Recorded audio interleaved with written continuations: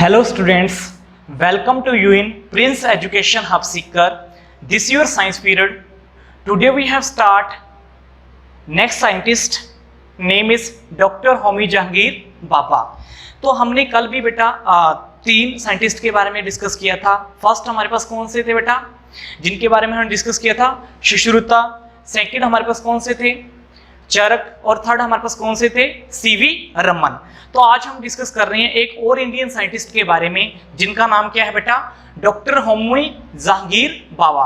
ठीक है, तो डॉक्टर होमी जहांगीर बाबा की बायोग्राफी के बारे में पढ़ेंगे और इन्होंने क्या क्या अचीवमेंट की उसके बारे में हम डिस्कस करेंगे. ओके, सो फर्स्ट हमारे पास क्या है? डॉक्टर होमी जहांगीर बाबा क्या है? एक साइंटिस्ट हैं. ओके, सबसे पहले ये बात आपने देखनी है कि जो डॉक्टर होमी जहांगीर बाबा हैं वो एक क्या है बेटा? साइंटिस्ट हैं. दूसरा, साइंटिस्ट होने के साथ साथ वो क्या थे बेटा? एक एडमिनिस्ट्रेटर थे. याद रख लेना, डॉक्टर होमी जहांगीर बाबा साइंटिस्ट होने के साथ साथ एडमिनिस्ट्रेटर भी थे और प्लस आर्ट लवर भी थे. ओके, याद रख लेना, डॉक्टर होमी जहांगीर बाबा साइंटिस्ट होने के साथ साथ एडमिनिस्ट्रेटर भी थे बेटा और आर्ट लवर भी थे.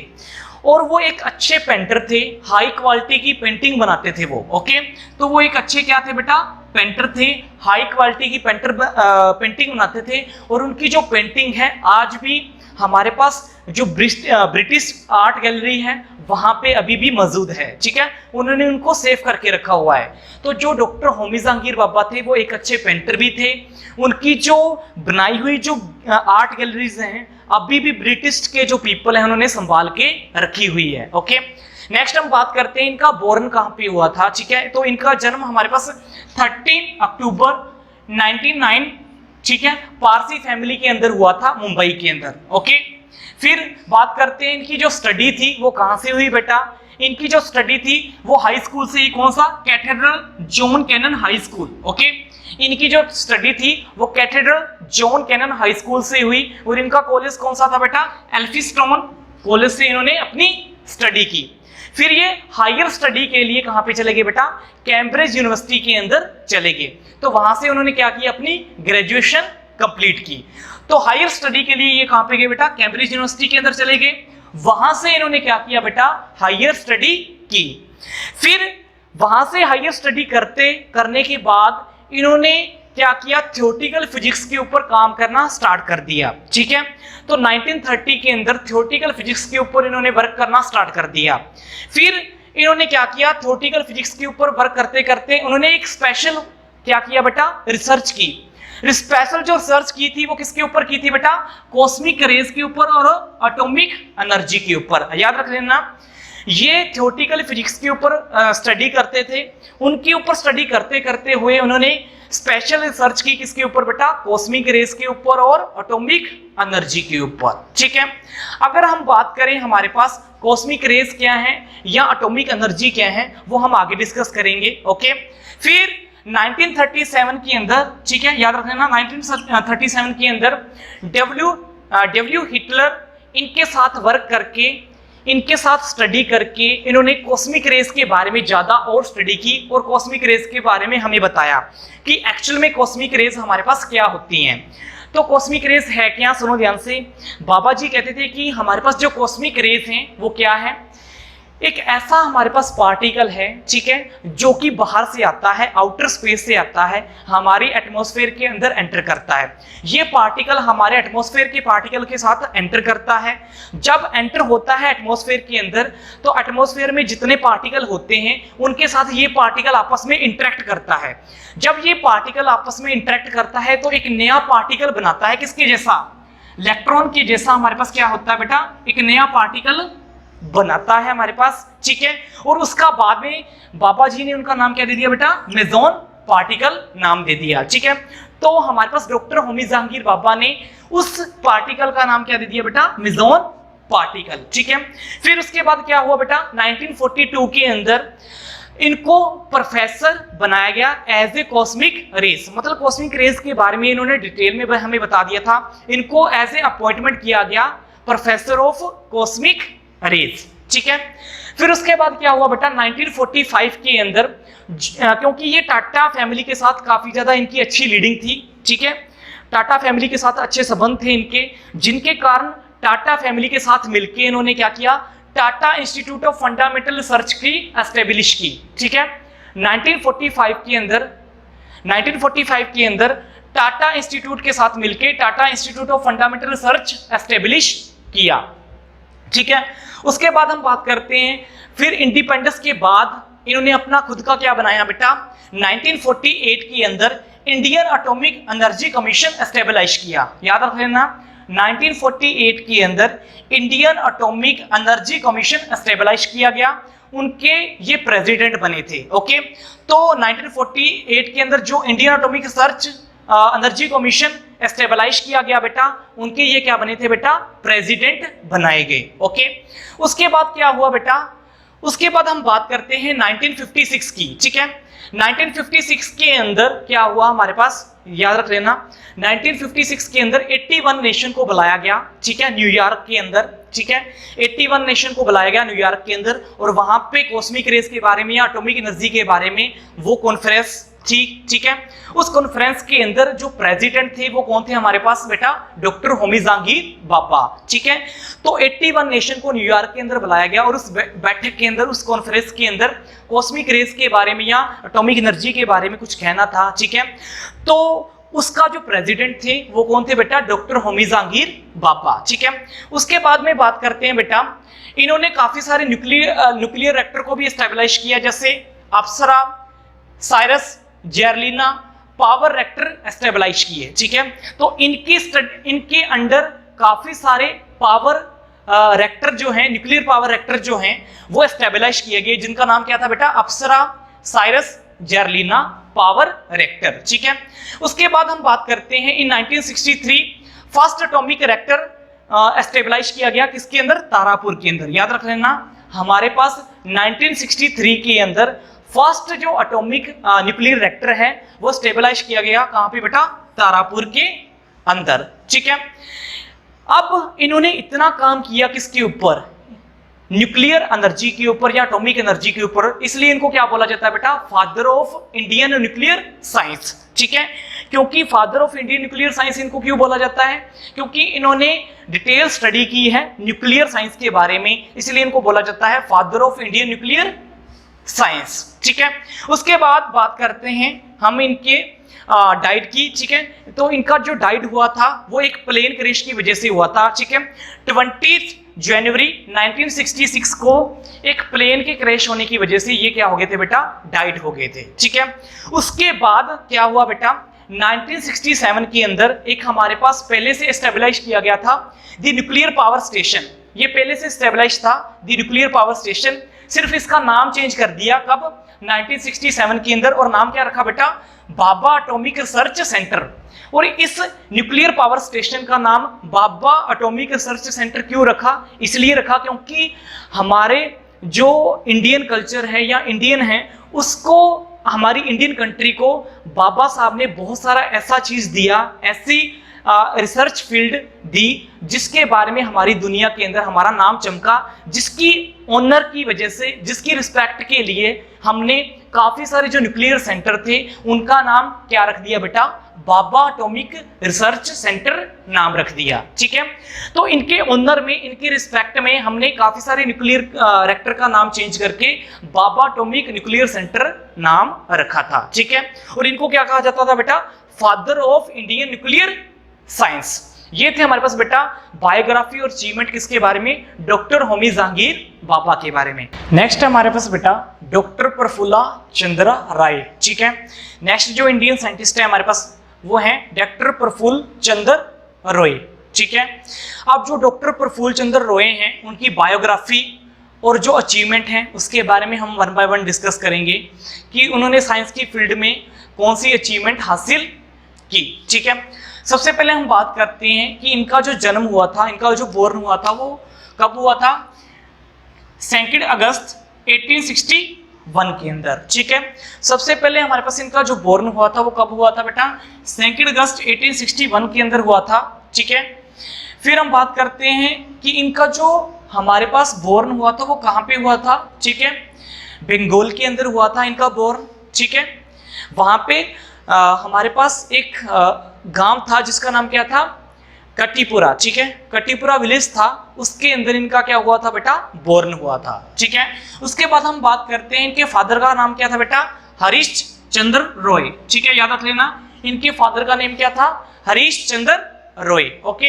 उसके बाद इन्होंने अपनी जो स्टार्टिंग की जो स्कूल की स्टडी की वो कौन से स्कूल से की बेटा, अल्बर्ट स्कूल से की इन्होंने स्टार्टिंग की स्टडी। और उसके बाद एक और स्कूल था जिससे इन्होंने स्कूलिंग की स्टडी की, उनका नाम था हेयर स्कूल, ठीक है। तो आजकल के टाइम में ये स्कूल अभी भी हैं, अल्बर्ट स्कूल और हेयर स्कूल, ठीक है, कोलकाता के अंदर। वहां से इन्होंने क्या किया बेटा, स्टडी की, ठीक है। तो प्राइमरी जो स्कूलिंग की स्टडी की थी, ठीक है, या सेकेंडरी की जो स्कूलिंग की स्टडी की थी वो अल्बर्ट और हेयर स्कूल से की थी, ठीक है। उसके बाद इन्होंने क्या दिया बेटा, एंट्रेंस एग्जामिनेशन दिया 1879 के अंदर, ठीक है। 1879 के अंदर इन्होंने क्या किया बेटा, एंट्रेंस एग्जामिनेशन दिया, ठीक है। उसके बाद उसके अंदर ये पास हो गए और इनको एडमिशन कहाँ पे मिल गया बेटा, मेट्रोपॉलिटन इंस्टीट्यूट के अंदर इनको क्या मिल गया बेटा, एडमिशन मिल गया, ओके। तो याद रख लेना 1879 के अंदर इन्होंने एंट्रेंस एग्जाम दिया था जिनके अंदर ये क्वालिफाई हो गए थे और क्वालिफाई होने के बाद इनको मेट्रोपॉलिटन इंस्टीट्यूट में एडमिशन मिल गया, ठीक है। अब ये तो इंस्टीट्यूट था। उसके बाद साइंस की स्टडी के लिए ये कहाँ पे जाते थे बेटा, ओके, साइंस की स्टडी भी की है। तो साइंस की स्टडी के लिए एक और कॉलेज था जहाँ से इन्होंने साइंस की स्टडी की थी, उसका नाम था प्रेसिडेंसी कॉलेज, ओके। साइंस की स्टडी यहाँ से की है वो नाम क्या है बेटा, प्रेसिडेंसी कॉलेज से इन्होंने साइंस की स्टडी की। उसके बाद अगर बात करें तो इन्होंने एक और एग्जामिनेशन दिया था जिसको बोलते हैं स्कॉलरशिप वाला एग्जामिनेशन, ठीक है। स्कॉलरशिप का एग्जामिनेशन दिया था इन्होंने 1882 के अंदर, ओके। उस एग्जामिनेशन का नाम क्या था, Gilchrist prize scholarship examination, okay. Gilchrist prize scholarship examination ये दिया था 1882 के अंदर। और इसमें पास होने के बाद इनको एडमिशन मिल गया था कौन सी यूनिवर्सिटी के अंदर बेटा, एडिनबर्ग यूनिवर्सिटी के अंदर, ओके। ये फॉरेन की यूनिवर्सिटी है हमारे पास, एडिनबर्ग यूनिवर्सिटी। वहां पे इस स्कॉलरशिप से जब वो पास हुए, इस एग्जामिनेशन से जब वो पास हुए बेटा, तो इनको एडिनबर्ग यूनिवर्सिटी के अंदर एडमिशन मिल गया था। वहां पे इन्होंने काफी सारे जो ऐसे साइंटिस्ट थे उनके साथ इनका काफी ज्यादा क्लोज का रिश्ता था, ठीक है। तो क्लोज रिलेटेडली काफी सारे साइंटिस्ट हैं जिनके नाम आप जानते हो, जैसे जेम्स वॉकर, ठीक है, जेम्स वॉकर काफी अच्छे साइंटिस्ट रहे हैं, FRS अलेक्जेंडर, ठीक है, और स्मिथ। इस तरह के काफी सारे साइंटिस्ट जो थे पहले टीचर हुआ करते थे वहां पे उस यूनिवर्सिटी के अंदर। तो इनके साथ काफी ज्यादा इनका उठना बैठना था, जिसकी वजह से इनका लगाव जो था, इनका जो इंटरेस्ट था वो किसमें हो गया बेटा, केमिस्ट्री के अंदर हो गया, ठीक है। तो यहाँ पे याद रख लेना एडिनबर्ग यूनिवर्सिटी के अंदर ये पहले टीचर थे, ठीक है, James walker, FRS Alexander and Smith.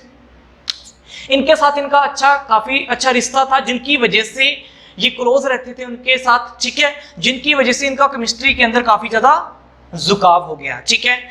उसके बाद ये उस यूनिवर्सिटी के जो एडिनबर्ग यूनिवर्सिटी है वहां के प्रेसिडेंट भी इलेक्ट किए गए, ठीक है। तो वहां के प्रेसिडेंट भी इनको चुना गया था उस यूनिवर्सिटी के लिए। उसके बाद ये वापस इंडिया रिटर्न आए, ठीक है। इंडिया जब ये रिटर्न आए तो प्रेसिडेंसी कॉलेज जहां से इन्होंने अपनी स्टडी की थी वहां पे ये असिस्टेंट प्रोफेसर लग गए, ठीक है। सो वहां पे असिस्टेंट प्रोफेसर की नौकरी इन्होंने की। लेकिन वहां पे इन्होंने क्या देखा, सुनो ध्यान से, जहां पे ये प्रेसिडेंसी कॉलेज के अंदर असिस्टेंट प्रोफेसर थे तो इनकी क्वालिफिकेशन क्या थी, हाई थी। लेकिन उस कॉलेज के अंदर कुछ ब्रिटिश टीचर भी थे जिनकी क्वालिफिकेशन क्या थी, इनसे बिल्कुल लो थी, लेकिन उनकी सैलरी इनसे ज्यादा थी, ठीक है। तो इनको बहुत क्या हुआ, दर्द हुआ कि मेरी क्वालिफिकेशन इतनी है, मेरे को कम सैलरी मिल रही है, लेकिन जो ब्रिटिश टीचर हैं उनकी क्वालिफिकेशन मेरे से भी कम है लेकिन उनको ज्यादा सैलरी मिल रही है। तो इन्होंने क्या किया, जो ब्रिटिश डायरेक्टर थे एजुकेशन के, उनको इन्होंने कहा कि मेरी क्वालिफिकेशन इन ब्रिटिश लोगों से ज्यादा है तो मेरी सैलरी कम क्यों है, ठीक है। तो उन्होंने कहा कि अगर आप ऐसा कहते हो, ठीक है, ये कॉलेज है, कॉलेज के अंदर ऐसे ही रूल चलेंगे, ओके, इसको आप अपनी तरफ से बदल नहीं सकते। तो उन्होंने कहा कि मैं क्या करूं, ठीक है। तो उन्होंने कहा कि मेरी सैलरी ज्यादा करो नहीं तो मैं ये कॉलेज को छोड़ दूंगा, ओके। फिर क्या हुआ बेटा, उनके अंदर बहस इतनी बढ़ गई कि जो ब्रिटिश एजुकेशन डायरेक्टर थे, उन्होंने क्या कहा कि अगर तुम्हारे पास इतनी ताकत है, अगर तुम्हारे में इतनी क्वालिफिकेशन है, ठीक है, कि तुम अपना खुद का बिजनेस क्यों नहीं कर लेते। इस बात को उनके दिमाग के ऊपर ऐसा इफेक्ट डाला इस बात ने, उस डायरेक्टर की बात ने, कि इन्होंने अपना खुद का वर्क कर लिया, ठीक है। तो इन्होंने अपना खुद का वर्क किया, ठीक है, प्रोफेसर की नौकरी छोड़ दी, इन्होंने अपना खुद का बिजनेस किया। तो इन्होंने क्या खोला बेटा, एक हमारे पास देखो यहाँ पे 1892 के अंदर, ठीक है, 1892 के अंदर वेंचर नाम से हमारे पास Bengal chemical and pharmaceutical industries खोली, ठीक है, छोटी सी इंडस्ट्रीज खोली थी इन्होंने, ठीक है, छोटा सा मेडिकल स्टोर खोला था वेंचर के नाम से, venture Bengal chemical and Pharmaceutical Works के नाम से इन्होंने छोटा सा मेडिकल स्टोर खोला था। बाद में इन्होंने इसको इंडस्ट्रीज के रूप में कन्वर्ट कर दिया, ठीक है। और जब इन्होंने ये चीज मेडिकल स्टोर जो खोला था वो 18 रुपीज से खोला था, ठीक है, 18 रुपीज से खोला था। और इसके अंदर मेडिकल स्टोर को इन्होंने बाद में कन्वर्ट कर दिया किसके अंदर बेटा, इंडस्ट्रीज के अंदर। और उस इंडस्ट्रीज के अंदर ये मेडिसिन बनाया करते थे, मेडिसिन प्लस ड्रग्स बनाया करते थे, ठीक है, जो कि हमारे यूज में आए, ठीक है। ड्रग्स वो वाला नहीं, ड्रग्स वो वाला जो कि हमारी मेडिसिन के अंदर पड़ता है और जो हमारे लिए क्या होता है, हेल्पफुल होता है, ठीक है, किसी न किसी डिसीजेस को खत्म करने के लिए। तो इन्होंने फॉरेन वे का इस्तेमाल किया, क्योंकि फॉरेन से इन्होंने स्टडी की थी। तो फॉरेन वे का इस्तेमाल करते हुए, यूज करते हुए इन्होंने क्या किया, इंडिया के अंदर उसी तरह की मेडिसिन तैयार की, ठीक है, उस तरह के छोटे छोटे ड्रग्स तैयार किए जिनका आगे हमारे पास क्या होता था, मेडिकल लाइन के अंदर यूज होता था, ठीक है। उसके बाद हम बात करते हैं कि इन्होंने जब इनकी जो इंडस्ट्री थी काफी ग्रोथ करेगी, तो इन्होंने ऐसी छोटी छोटी जो इंडस्ट्री थी वो कंट्रीज के अंदर, हमारी जो इंडिया की कंट्री है उसके अंदर खोल दिया। तो इनको इंडस्ट्रीज में काफी सारा ग्रोथ हुआ, जिसकी वजह से इन्होंने इंडिया के अंदर काफी सारी और ज्यादा क्या थी, इंडस्ट्रीज खोल दी मेडिकल लाइन के अंदर, ठीक है। फिर डॉक्टर जो प्रफुल्ल चंद्र राय थे, उनका जो डाइट हुआ था वो कब हुए थे डाइट, 19 जून 1944 के अंदर, जब वो कितने साल के थे बेटा, 83 ईयर के थे, ठीक है। तो डॉक्टर राय का जो डाइट हुआ था वो 19 जून 1944 के अंदर हुआ था बेटा, जब वो कितने साल के थे, 83 ईयर्स के थे। तो इन्होंने अपने इंडियन जो हमारे पास इंडिया है, इस कंट्री को बहुत सारा ऐसी कंट्रीब्यूट दिया इन दी फील्ड ऑफ साइंस, ठीक है। अगर ये इंडस्ट्रीज वैसी तैयार ना करते तो आज हमारी खुद की इंडस्ट्रीज ऐसी नहीं होती, ठीक है। तो इनकी क्वालिफिकेशन ज्यादा थी, उनको एक बात ऐसी लगी दिमाग के अंदर कि उन्होंने अपना वे चेंज कर लिया, अपना खुद का बिजनेस स्टार्ट किया, जिसकी वजह से उन्होंने बाद में बहुत सारी इंडस्ट्रीज को खोला। ये था हमारे पास बेटा डॉक्टर प्रफुल्ल चंद्र राय का बायोग्राफी एंड अचीवमेंट। नेक्स्ट हमारे पास इंडियन साइंटिस्ट है बेटा डॉक्टर पंचन महेश्वरी, ठीक है। डॉक्टर पंचनन महेश्वरी जो है हमारे पास, उनकी बायोग्राफी और अचीवमेंट्स के बारे में हम डिस्कस करेंगे, ओके। तो वन बाय वन डिस्कस करते हैं इनकी बायोग्राफी और अचीवमेंट्स के बारे में। फर्स्ट ऑफ ऑल हमारे पास क्या है, ये हमारे पास जो डॉक्टर पंचनन महेश्वरी हैं वो एक बॉटनिस्ट थे, ठीक है। सबसे पहले आपने याद रख लेना कि जो डॉक्टर हमारे पास महेश्वरी जी हैं वो क्या थे, एक बॉटनिस्ट थे। इनका जो जन्म हुआ था 19 नवंबर 1901 जयपुर के अंदर हुआ था, ठीक है। इनका जो बोर्न हुआ था वो बेटा कब हुआ था, 9 नवंबर 1904 के अंदर जयपुर के अंदर हुआ था, ठीक है। तो इन्होंने हायर जो स्टडी की वो कहां से की बेटा, इलाहाबाद यूनिवर्सिटी से, ओके। इन्होंने अपनी जो हायर एजुकेशन की है वो इलाहाबाद यूनिवर्सिटी से की है। उसके बाद इन्होंने काफी सारे कॉलेज के अंदर पढ़ाया था, उनमें से एक कॉलेज था जैसे आगरा कॉलेज ऑफ आगरा, ठीक है। आगरा का एक कॉलेज था जिसका नाम क्या था, आगरा कॉलेज ही था, ठीक है। आगरा के अंदर एक कॉलेज था जिसका नाम क्या था, आगरा कॉलेज, उसके अंदर इन्होंने पढ़ाना स्टार्ट किया। उसके बाद इन्होंने काफी सारी यूनिवर्सिटी के अंदर पढ़ाया, जैसे इलाहाबाद यूनिवर्सिटी के अंदर भी इन्होंने पढ़ाया, ढाका यूनिवर्सिटी के अंदर भी पढ़ाया और लखनऊ यूनिवर्सिटी के अंदर भी इन्होंने पढ़ाया था, ठीक है। तो आप यहाँ पे कह सकते हो कि सबसे पहले जब इन्होंने इलाहाबाद यूनिवर्सिटी से जो ग्रेजुएशन या कोई भी डिग्री की, उसके बाद काफ़ी सारे यूनिवर्सिटीज़ के अंदर और काफ़ी सारे कॉलेज के अंदर इन्होंने पढ़ाना स्टार्ट किया था, ठीक है। उसके बाद क्या था, 1948 के अंदर इनको प्रेसिडेंट बनाया गया, ठीक है, दिल्ली यूनिवर्सिटी के अंदर। कौन से डिपार्टमेंट का बेटा, बॉटनी डिपार्टमेंट का, ओके। 1948 के अंदर ये प्रेसिडेंट बने, किस डिपार्टमेंट के, botany department of new Delhi, ठीक है। उसके बाद हमारे पास क्या था, हम बात करते हैं प्रेसिडेंट बनने के बाद इन्होंने काफी सारी जो रिसर्च की, और किस रिसर्च पे ज्यादा वर्क किया, प्लांट एम्ब्रियोलॉजी के ऊपर। ओके, तो यहाँ पे याद रख लेना है, सबसे ज्यादा जो वर्क किया था डॉक्टर महेश्वरी जी ने, वो किसके ऊपर किया था बेटा, प्लांट एम्ब्रियोलॉजी के ऊपर वर्क किया था। ठीक है, प्लांट एम्ब्रियोलॉजी के ऊपर वर्क करते करते इन्होंने कॉम्बिनेशन बनाया एक नई ब्रांच का। ठीक है, एक नई ब्रांच तैयार की जिसका नाम हम बाद में बताएंगे, सबसे पहले डिस्कस करते हैं embryonic science plus plant activity science, इनको आपस में कॉम्बिनेशन करवाया। जो एम्ब्रियोनिक साइंस है, प्लांट की जो एम्ब्रियोलॉजी है, उसको किसके साथ कंबाइन करवाया इन्होंने, प्लांट एक्टिविटी साइंस के साथ कंबाइन करवाया। और इन्होंने फ्लावर के अंदर क्या देखा, ठीक है, फ्लावर के अंदर ज्यादा डिटेल में स्टडी की कि फ्लावर के जो डिफरेंट डिफरेंट पार्ट होते हैं उनको आर्टिफिशियल न्यूट्रिशन देके उनकी ग्रोथ करवाई। ठीक है, तो हमारे पास यहाँ पे क्या था बेटा कि जो embryonic science plant plus plant activity science का उन्होंने कॉम्बिनेशन करवाया था, तो उसमें क्या था कि जो फ्लावर होते हैं, फ्लावर के जो डिफरेंट डिफरेंट पार्ट होते हैं, उनके अंदर आर्टिफिशियल न्यूट्रिशन भेज के उनको डिफरेंट डिफरेंट पार्ट्स को उनकी ग्रोथ करवाई। तो वो था हमारे पास बेटा ये कॉम्बिनेशन। ठीक है, उसके बाद क्या था, इनकी गाइडेंस के अंदर काफी सारे जो स्टूडेंट थे उन्होंने डॉक्टरेट की। तो कितने स्टूडेंट थे का, लगभग 60 स्टूडेंट ने इन्होंने डॉक्टरेट की। काफी सारे जो स्टूडेंट थे वो इंडिया के थे, लेकिन कुछ स्टूडेंट क्या थे, बाहर के भी थे, जैसे यूएसए, अर्जेंटीना और ऑस्ट्रेलिया। ठीक है, तो कुछ स्टूडेंट जो थे जिन्होंने इनके अंडर, इनके गाइडेंस के अंडर डॉक्टरेट की जो डिग्री हासिल की, वो कौन से थे, ऑस्ट्रेलिया से भी थे, अमेरिका से भी थे और प्लस अर्जेंटीना से भी थे। ठीक है, फिर उसके बाद हम बात करते हैं, इन्होंने काफी सारे इंटरनेशनल सेमिनार या काफी सारे इंटरनेशनल कॉन्फ्रेंस के अंदर अपने इंडिया को बहुत बार रिप्रेजेंट किया। ठीक है, जो भी इनके इंटरनेशनल सेमिनार होते थे या कॉन्फ्रेंस होते थे, किसके ऊपर, प्लांट एम्ब्रियोलॉजी के ऊपर या किसी भी साइंस के ऊपर। ठीक है, तो उस फील्ड के अंदर इन्होंने इंडिया को बहुत बार रिप्रेजेंट किया, इंडिया को बहुत बार आगे लेके आए। ठीक है, उसके बाद हम बात करते हैं, इसलिए इनको क्या उसके बाद इनको फेलो बनाएगा कुछ सोसाइटी का लंदन के अंदर। तो यहाँ पे देखो बेटा, fellow of royal society of London for research. ठीक है, इनको फेलो बनाया गया किसका बेटा, रॉयल सोसाइटी ऑफ लंदन, किसके लिए, रिसर्च के लिए। और इन्होंने काफी सारे कल्चर एस्टेब्लिश किए, जैसे टिश्यू कल्चर को एस्टेब्लिश किया, टेस्ट ट्यूब कल्चर को एस्टेब्लिश किया। ठीक है, उसके बाद हम बात करते हैं, इनका जो डाइट हुआ था वो 18 मई 1966 के अंदर दिल्ली के अंदर ये इनका डाइट हुआ था। ठीक है, ये अकाल चलाना कर गए थे। ठीक है, तो हम यहाँ पे कह सकते हैं बेटा 18 मई 1966 के अंदर दिल्ली के अंदर ये डाइट हो गए।